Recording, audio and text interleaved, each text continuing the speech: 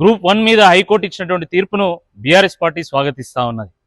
8 నెలలలోపు revaluation అయినా పెట్టాలా, లేదా ఎగ్జామ్ని రీకండక్ట్ అయినా చేయాలని చెప్పి హైకోర్టు ఇచ్చినటువంటి తీర్పు ఈ రాష్ట్ర ప్రభుత్వానికి, ముఖ్యమంత్రి రేవంత్ రెడ్డి గారికి ఒక చెంపపెట్టు లాంటిదని చెప్పి ఈ సందర్భంగా గుర్తు చేస్తా ఉన్నాం.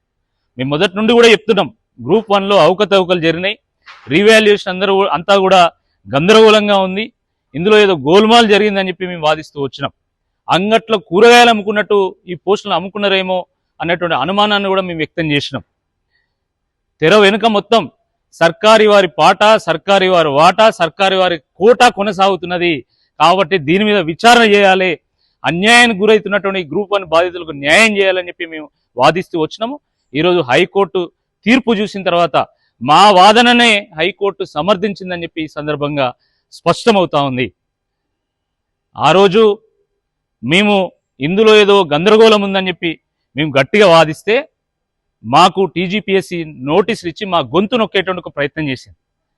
మరి ఇప్పుడు ఈ తీర్పు తర్వాత ఈ రాష్ట్ర ప్రభుత్వం, రేవంత్ రెడ్డి గారు, టీజీపీఎస్సీ మాకు కాదు నిరుద్యోగులకు ఏం సమాధానం చెప్తుంది, గ్రూప్ 1 బాధితులకు ఏం సమాధానం చెప్తుంది అని చెప్పి ఈ సందర్భంగా మేము ప్రశ్నిస్తా ఉన్నాము.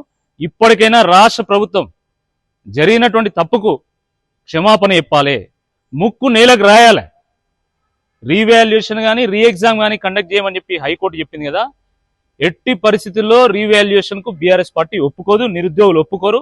ఎందుకంటే టీజీపీఎస్సీ వ్యవహారం మీద ఎవరికి నమ్మకం లేదు, మీ వాల్యుయేషన్ మీద మాకు నమ్మకం లేదు. ఎందుకంటే వాల్యుయేషన్లో 100 రకాల తప్పులు జరిగినాయి. ఆ 100 రకాల తప్పులు జరిగినాయి అని చెప్పి మేము కోర్టుకు కూడా నివేదించినాం.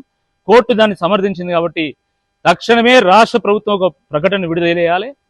మేము ఖచ్చితంగా రీమెయిన్స్ కండక్ట్ చేస్తాము, బాధితులకు న్యాయం చేస్తాము, నిరుద్యోగులకు భరోసా అందిస్తామని చెప్పి రాష్ట్ర ప్రభుత్వం, రేవంత్ రెడ్డి గారు ప్రకటన విడుదల చేయాల్సిందే ఈ సందర్భంగా బీఆర్ఎస్ పార్టీ డిమాండ్ చేస్తూ ఉన్నది. మరి ఈ నిరుద్యోగుల యొక్క పోరాటానికి అడుగడుగున అండగా నిలిచినటువంటి కేటీఆర్ గారికి కూడా ప్రత్యేక కృతజ్ఞతలు. ఇది నిరుద్యోగుల విజయము. వారికి నైతికంగా మరి మద్దతును అందించినటువంటి కేటీఆర్ గారు కూడా ఒక కీలకమైనటువంటి ఒక పాత్ర పోషించారు. బీఆర్ఎస్ పార్టీ కూడా కీలకమైనటువంటి పాత్ర పోషించింది. కాబట్టి మరి ఎవ్వరు కూడా నిరుద్యోగులు వారు ధైర్యం చెడాల్సినటువంటి అవసరం లేదు. మేము మీకు అండగా నిలుస్తాం, ఇది ఖచ్చితంగా రీమెయిన్స్ జరిగేంత వరకు మీకు అండగా నిలుస్తామని చెప్పి ఈ సందర్భంగా గుర్తు చేస్తున్నాం.